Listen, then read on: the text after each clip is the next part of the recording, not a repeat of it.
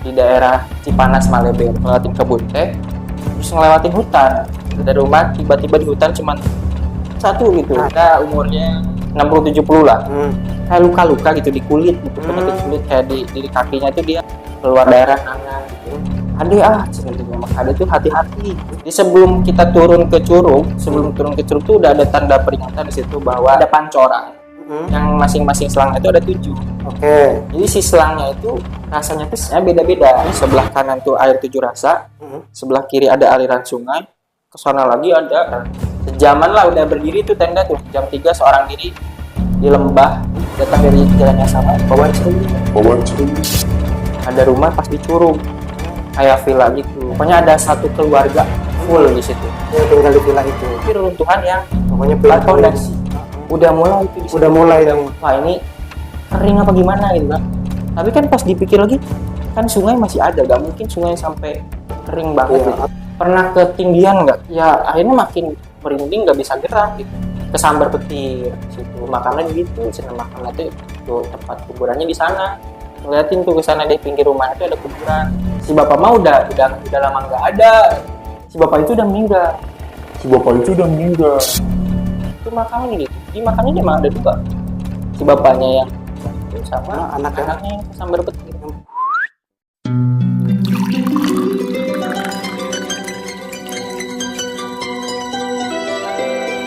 Assalamualaikum warahmatullahi wabarakatuh. Kembali lagi dengan saya Prasanggi di channel Prasanggi Story. Kali ini di program Tuang Cerita kita udah kedatangan anak hiking, camping. Cuman uniknya dia tuh ngelakuin aktivitas semua itu seorang diri.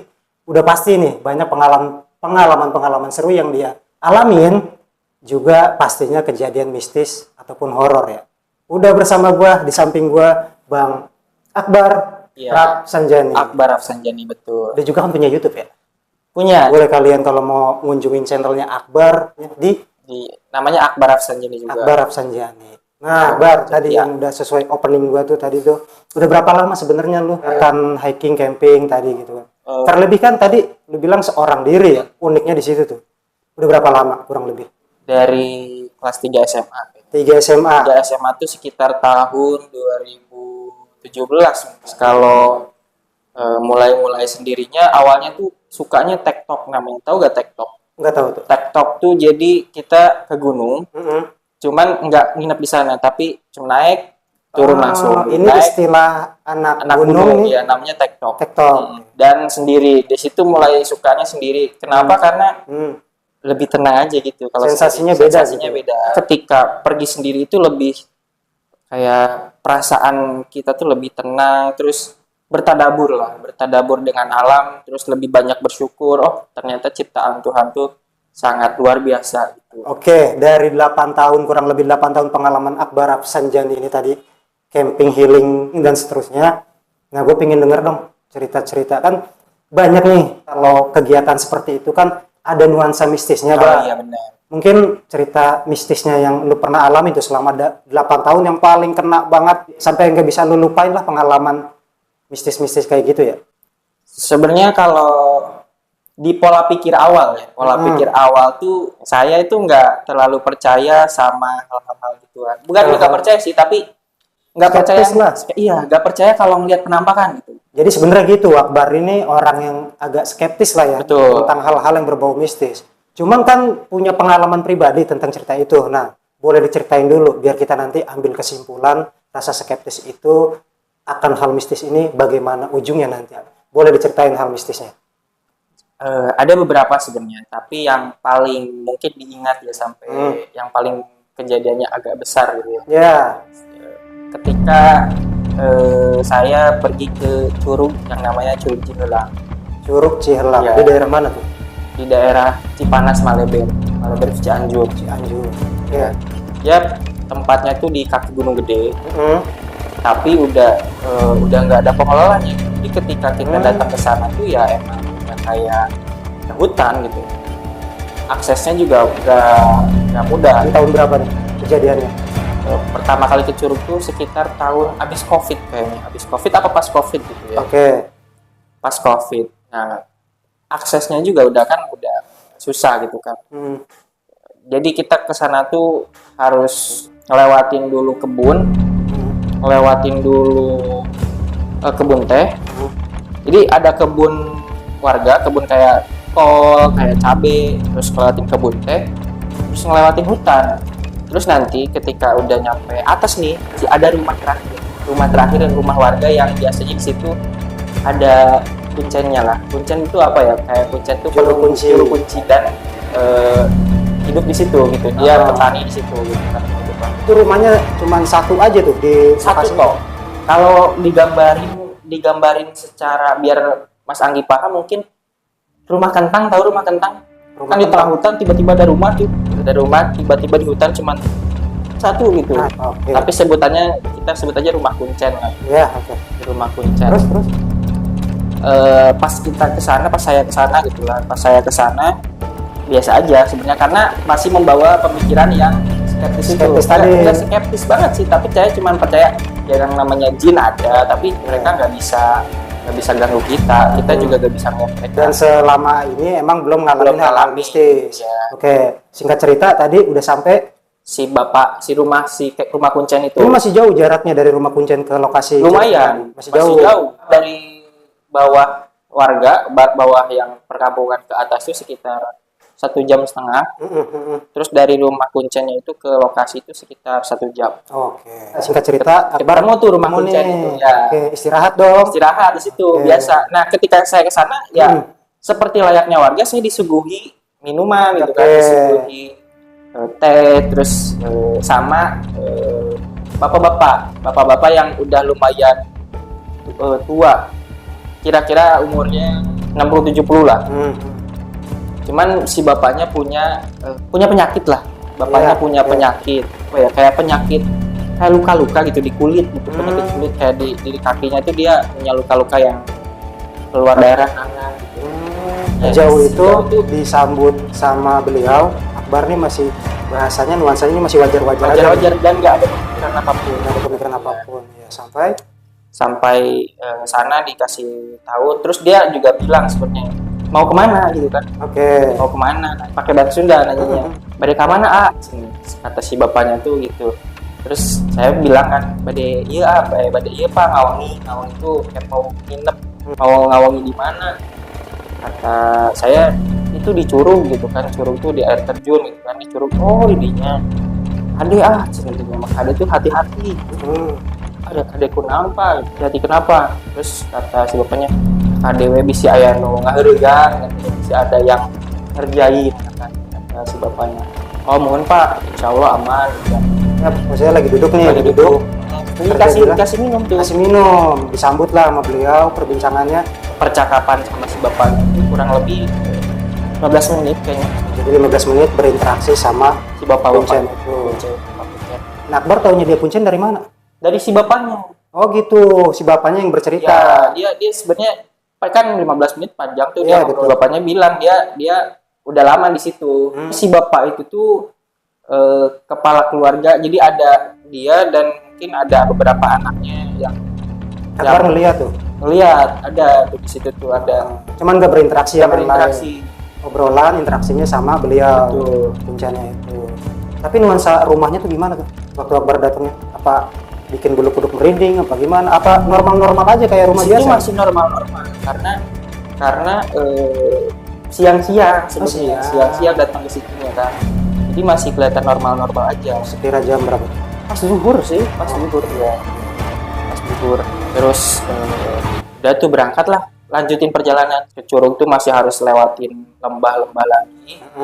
Jadi sebelum kita turun ke Curug tuh udah ada tanda peringatan di situ bahwa tanda segitiga merah gitu kan, tanda bahaya. Jangan sembarangan lah kalau mau ke situ. Nggak ada pengelolanya karena rumah terakhirnya dari sono jauh. Dari Jadi jarak lokasi tersebut jauh. nggak ada warga sama sekali. Warga nggak ada, sinyal nggak. Sama ada patok yang masih dalam kawasan Gunung Gede Pangrango. Oke. Ya. Nah di situ turunlah ke bawah.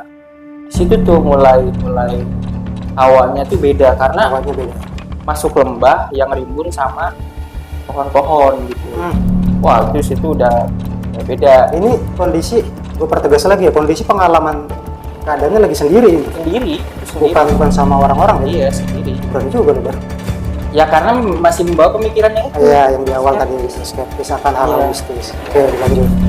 Sampai akhirnya singkat cerita turun jalan, ketemulah ada sumber air namanya air tujuh rasa. Air tujuh rasa. Ya di situ tuh ternyata katanya namanya ada pancoran yang masing-masing selang itu ada 7.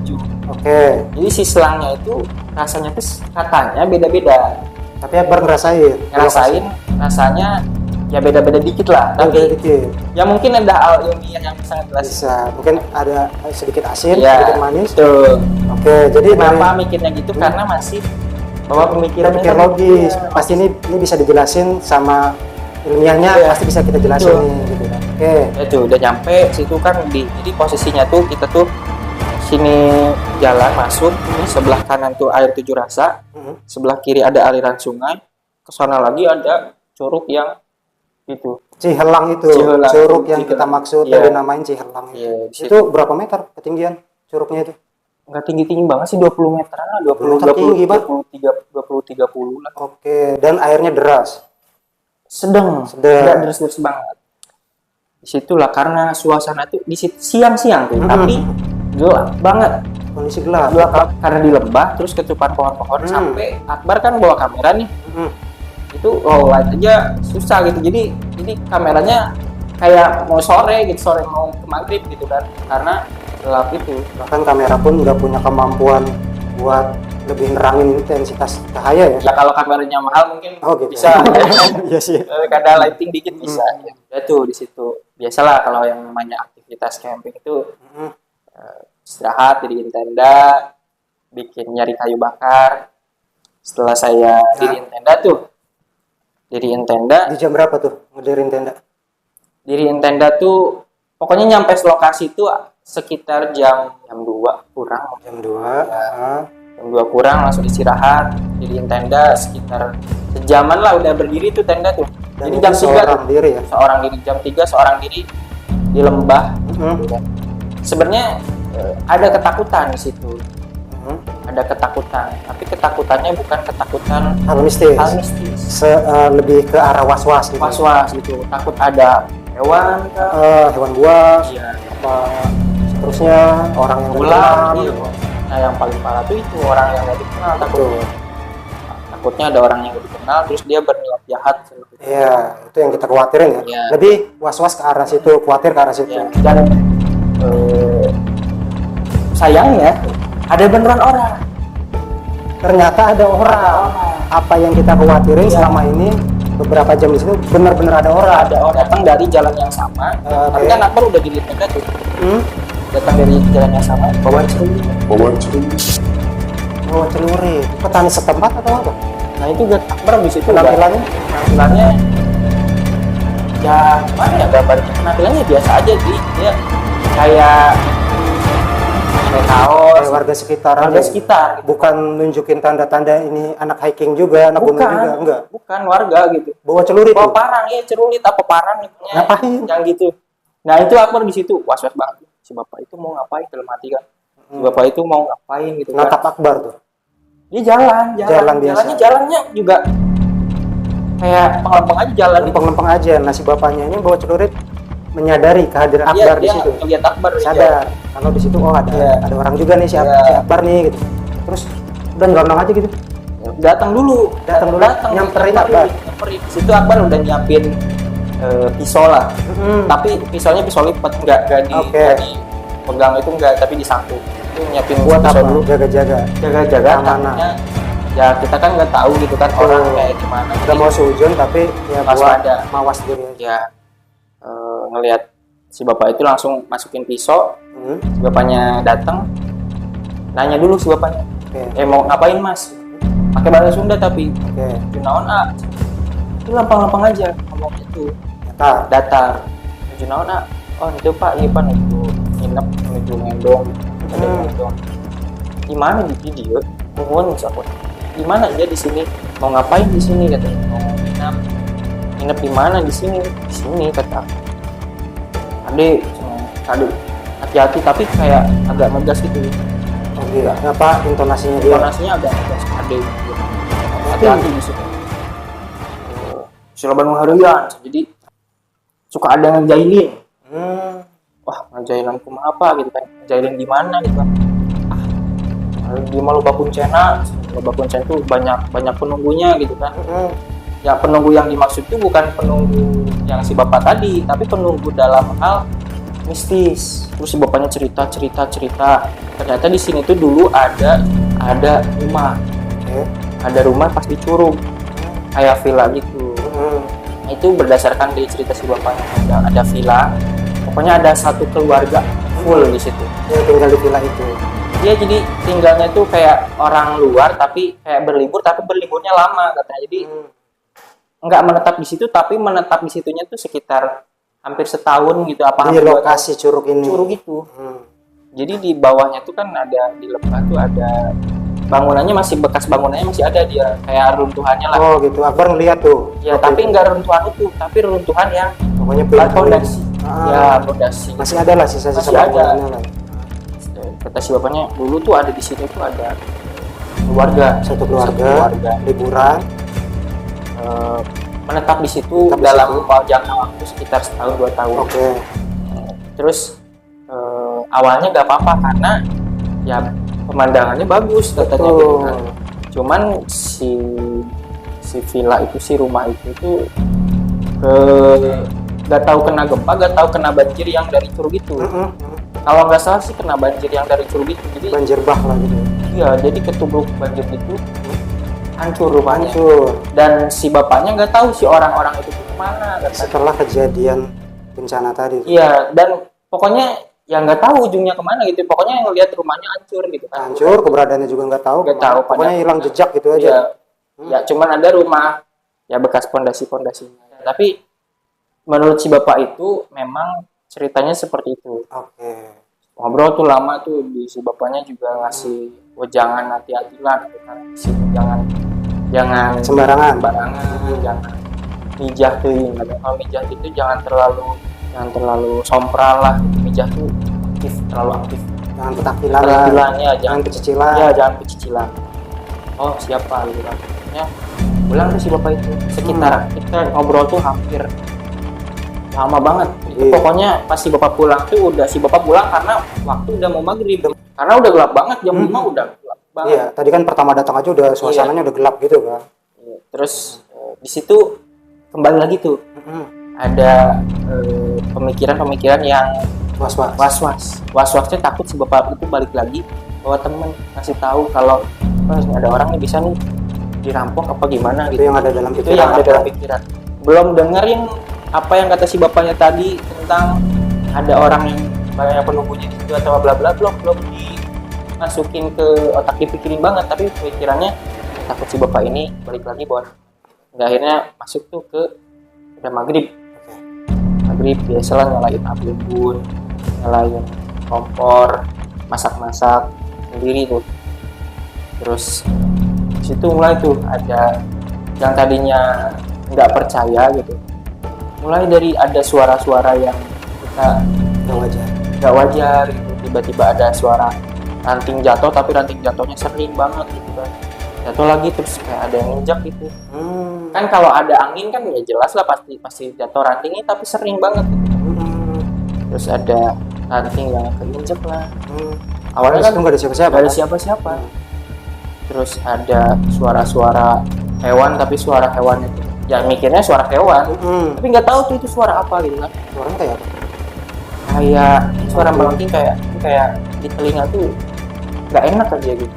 Udah mulai ketakutan akan hal mistis. Yang tadinya skeptis berubah nih. Iya. Terus kan suara air di mana-mana kan, situ kan karena ada aliran sungai, ada curug, ada pancoran tujuh rasa. Nah, tiba-tiba di beberapa waktu nggak ada suara air.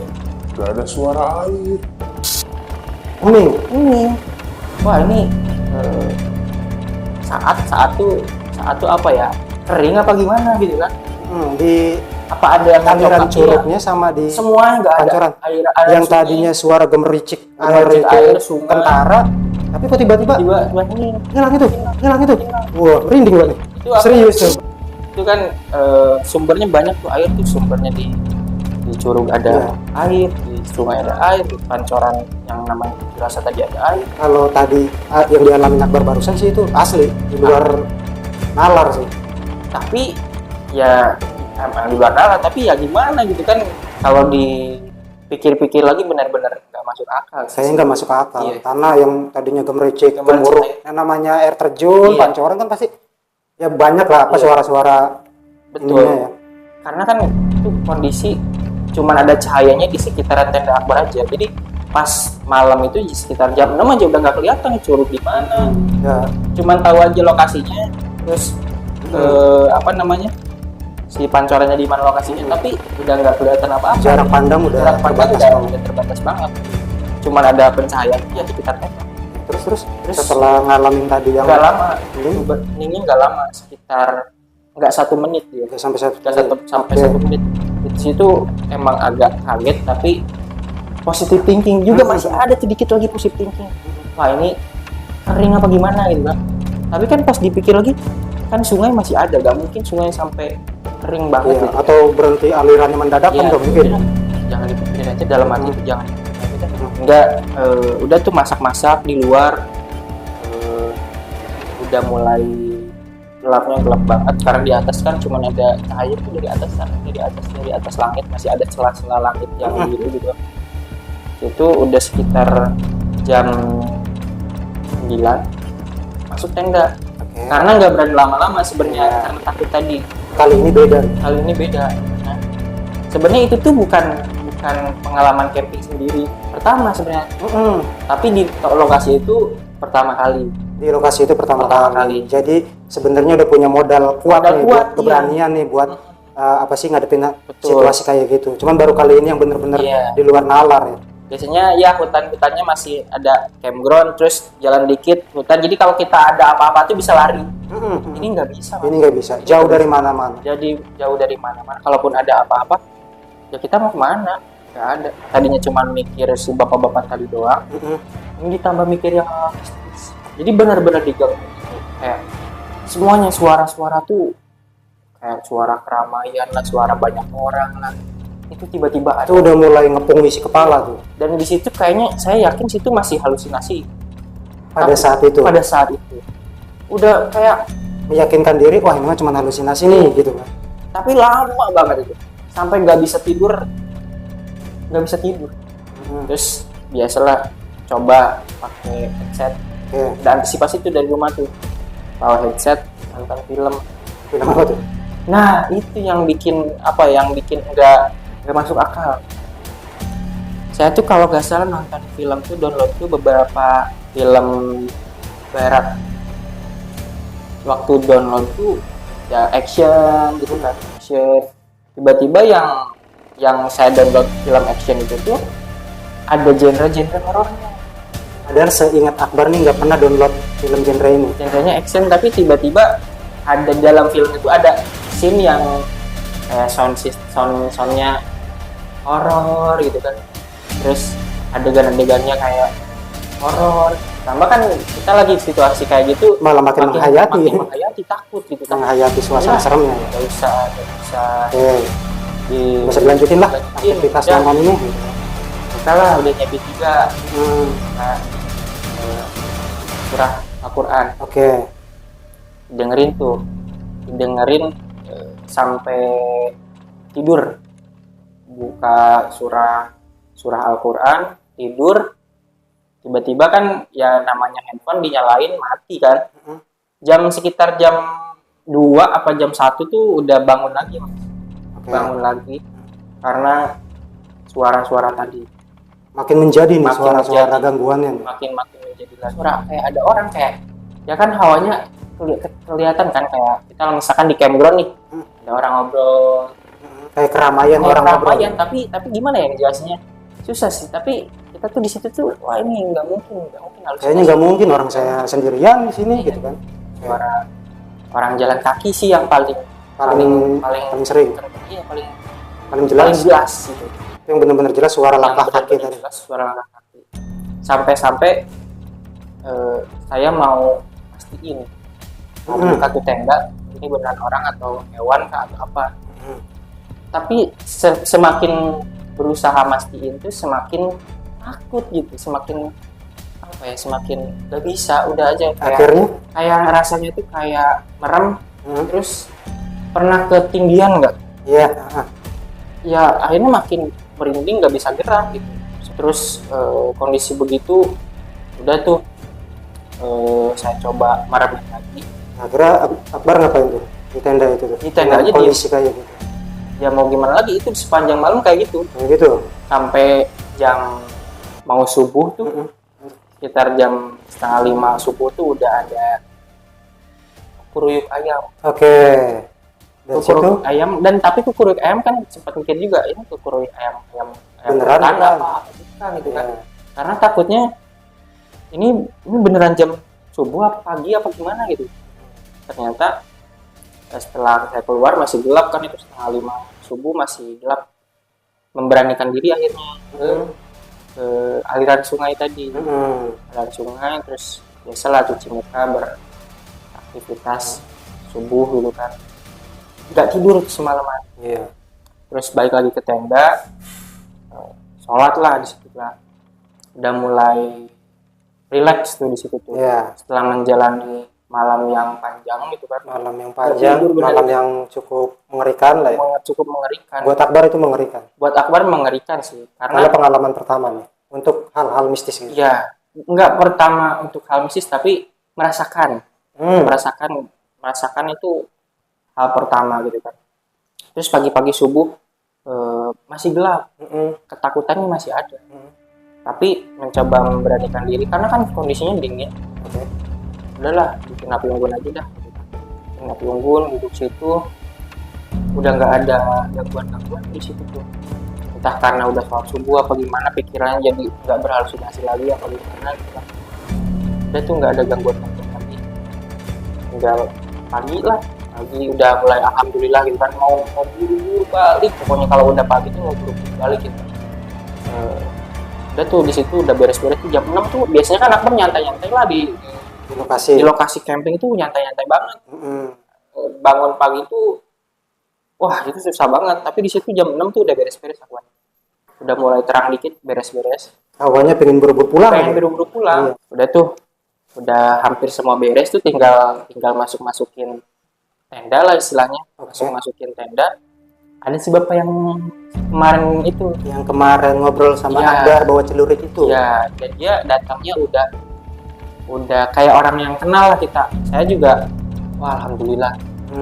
Lega banget tuh. Tadinya si bapak itu was-was, iya, sujon was-was. Sekarang alhamdulillah ketemu si bapak lagi. Gitu. Dia nggak bawa celurit juga tuh dia. Alhamdulillah. Terus datang tuh si bapak. Wah, ini lebih oke cenah. Jadi, wah sampai juga gitu kan pagi-pagi gitu kan. Kirain dia bakal Akbar kenapa-napa. Mungkin dia tuh sebenarnya datang ke situ tuh karena takut Akbar kenapa-napa. Ya. Paling enggak dia pengen Akbar lah. Ya, tanya-tanya tuh. Kumaha cenah ini kayak sabobot tuh. Tuh Pak, siapa tuh nggak bisa tidur Pak. Asli ya yang biasanya nggak pernah digangguin kayak digangguin gitu kan.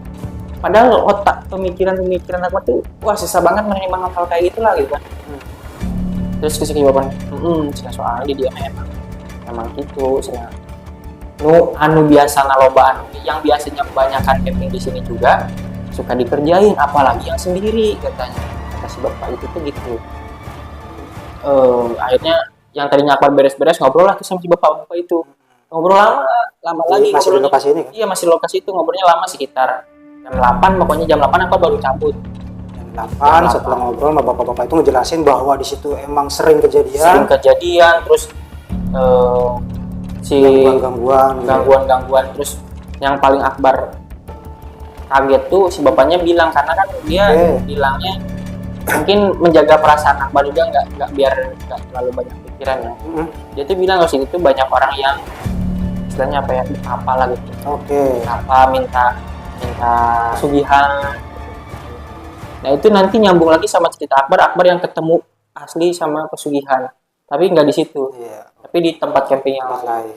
Kesan kayak awalnya tuh kayak gimana sih di tempat kita, di tempat yang tradisional yang beda aja gitu awalnya, di tempat tradisional yang ke tempat suara ada gamelan, tapi ini nggak ada gamelan, tapi suasananya gitu tuh, kayak misalkan ke sanggar seni, kan suasananya beda tuh. Terus ke tempat-tempat makam-makam keramat, rasanya itu ternyata perasaan kayak gitu tuh ternyata bener kan di situ ada. Berdasarkan informasi si bapak bawa celurit tadi, emang ini mah tempatnya orang pada bertapa, untuk ilmu gitu, ilmu, puasa, betapa, pokoknya minta-minta hal-hal mistis. Pokoknya aktivitas mistis itu di situ sering banyak lah di situ yang terjadi. Bahkan sampai ada warga yang geram karena si air 7 rasan itu dipakai, jadi kayak orang lempar dalam situ biar kena buang sial atau apalah gitu ya. Warga tuh sampai geram gitu. Ternyata itu terus bilanglah tuh ke si bapak-bapak yang tadi, ke bapak-bapak kuncen. Oke, singkat cerita tadi dari jam 8 habis ngobrol sama bapak celurit tadi, kita sebut bapak celurit. Iya, bapak celurit. Jam 8 bercabut nih dari curug tersebut, balik lagi ke rumah. Ya, mau arah pulang ke rumah kuncen yang tadi pertama Akbar istirahat ya. Nah, itu gimana tuh? Biasa si bapak itu masih ada, dia nanya-nanya juga. Panjang lagi tuh di situ, ngobrol lagi tuh. Ketemu lagi sama bapak kuncen itu, ngobrol. Iya. Terus udah agak pelong dikit lah. Kata si bapaknya, kumaha biasa bawa tuh nanyanya itu sama lagi. Bisa tidur gak? Bisa tidur gak? Oh, tiasa pak. Nah, mah kita tiasa. Kenapa mah kayak gak bisa gitu? Kenapa gak bisa? Kayak ada yang gangguin gitu kan, banyak hal yang gak enak lah gitu kan, sampai gak bisa tidur. Oh, udah pasti soalnya saat itu pernah ngenoli dia sorangan. Jadi siapa di sini yang pernah nginep sendiri gitu kan, sok noroweco, sok aneh gitu kan, suka ngada-ngada lah kamu mah terus di situ agak ranting gitu, kayak dia salah lu gitu kan, kayak kesel gitu ya salah lu yang salah gitu kan, ngapain gitu kan, ada orang kan nanya ngapain sendiri gitu kan, nggak asik, dia kesel aja gitu kayak mohon pak kapok gitu kan, di situ bilang itu kapok pak. Iya, kapok, gak mau ke situ lagi gitu kan. Akhirnya si bapaknya seneng terus tong kadinya udah jangan situ lagi. Kita bercerita panjang hingga akhirnya si bapaknya nyeletuk kalau dia tuh sebenarnya di sini tuh sama anak-anaknya 2 apa 3, pokoknya yang 2 cewek yang 1 cowok. Cuman si cowoknya tuh meninggal kesambar petir situ, makamnya gitu, senang makamnya tuh tempat kuburannya di sana. Ngeliatin tuh ke sana di pinggir rumah itu ada kuburan anaknya yang kesambar petir itu. Kalau misalkan Akbar tahu ada orang yang tinggal di situ, kuburan di situ, nggak berani Akbar mampir ke situ sama ke curug tuh nggak akan berani. Sebenarnya di situ enak gitu. Enak banget secara pemandangan, secara view. Apalagi di pinggir curug kan. Dan itu real tempatnya gitu kan, ada tempat. Nggak, akhirnya untung alhamdulillah udah turun gitu kan, udah dah pulang. Pulang.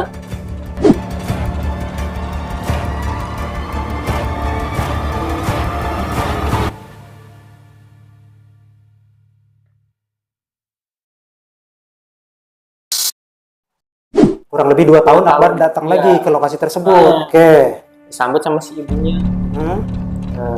Ke rumah kuncen yang tadi ya. Ke sana lagi. Biasa disuguhin teh lagi. Ngobrol-ngobrol. Cuman kali ini disuguhin sama ibunya. Mereka kan ngobrol. Si bapaknya kemana bu? Gitu kan. Si bapak kemana bu? Gitu kan. Si bapak mah terus selalu itu aja katanya. Udah lama gak ada katanya. Si bapak mah udah lama gak ada. Wah, Akbar kaget gitu kan. Udah bu, jigana pas corona tuh pas covid, Akbar mikirnya masih positif banget gitu kan. Tapi ada pikiran juga tuh, makanya gitu kan, masa sebelum Akbar datang dia udah meninggal. Dan dia ngeliatin itu makamnya gitu. Di makamnya dia emang ada 2, si bapaknya yang sama anaknya yang kesambar petir. Jadi ada 2 nih makam. Ada 2 makam. Tadinya 1 waktu sebelum Akbar ngeliat itu. 1. Nah, singkat cerita akhirnya Akbar negesin ke sini. Oh, kemarin kan pas tadi bu, kemarin kan Akbar udah kesini bu, tapi pas lama pas covid pas corona kemarin kan Akbar udah kesini juga, tapi pas covid juga gitu kan. Di situ tuh Akbar tuh bingung antara mau lanjut camping atau mau lanjut pulang. Karena berdasarkan tadi kita mampir lagi ke rumah kuncen itu, nemuin fakta bahwa Si bapak itu udah meninggal. Dan Akbar aja kalau tahu misalkan tahu ada anak yang meninggal karena sambar petir tadi, nggak akan sejak berani. awal dari awal udah ngurungin diri tuh mau camping pertama kali ke situ. Tapi akhirnya Akbar lanjut lagi. Lanjut camping lagi. Dan di situ ada kejadian mistis juga. Mistis juga. Oh gitu. Tapi intinya pada sejauh ini cerita kita tadi ya, Akbar datang lagi, ini dipastiin Bapak Kuncen tadi, beliau ini udah wafat nih. Udah kan. Jauh sebelum Akbar untuk pertama kali mampir ke situ. Pokoknya si ibu itu cuman bilang ya sekitar COVID apa sekitar corona gitu. Jadi pikiran Akbar nih Ya, sejauh itu. pikiran waktu ini yang ngobrol sama Akbar tuh orangnya masih ada. Udah nggak ada. Nah, ini masih dalam tanda tanya besar nih ya. Ya, itu tuh. Jadi interaksi Akbar waktu pertama kali ketemu Bapak Kuncen tersebut, setelah dapat fakta kedua Akbar kunjungan lagi, si ibunya malah bilang Bapak mah udah, Bapak juru kunci mah malah udah Nggak ada. nggak ada. Dan dimakaminya di situ. Akbar ngelihat jelas-jelas. Nah, terus singkat cerita tadi Akbar tetap melanjutin. Tetap melanjut. Nah, melanjutin dan masih ada kisah mistisnya lagi. Masih ada. Ini lebih parah lagi. Lebih parah lagi. Wah, Malah makin horor. kunjungan kedua nih. Kunjungan kedua tuh malah makin. Buat kunjungan keduanya Akbar kali ini, seberapa horornya lagi yang bisa diceritakan oleh Akbar? Kayaknya kita bakalan lanjut di part kedua nanti. Kisah kedua kalinya Akbar camping sendirian di Curug Cihelak. Tungguin terus Prasanggi Story, kita bakalan upload lagi next part selanjutnya. Saya Prasanggi pamit undur diri, juga Akbar. kita bakal ketemu lagi di part selanjutnya. Oh.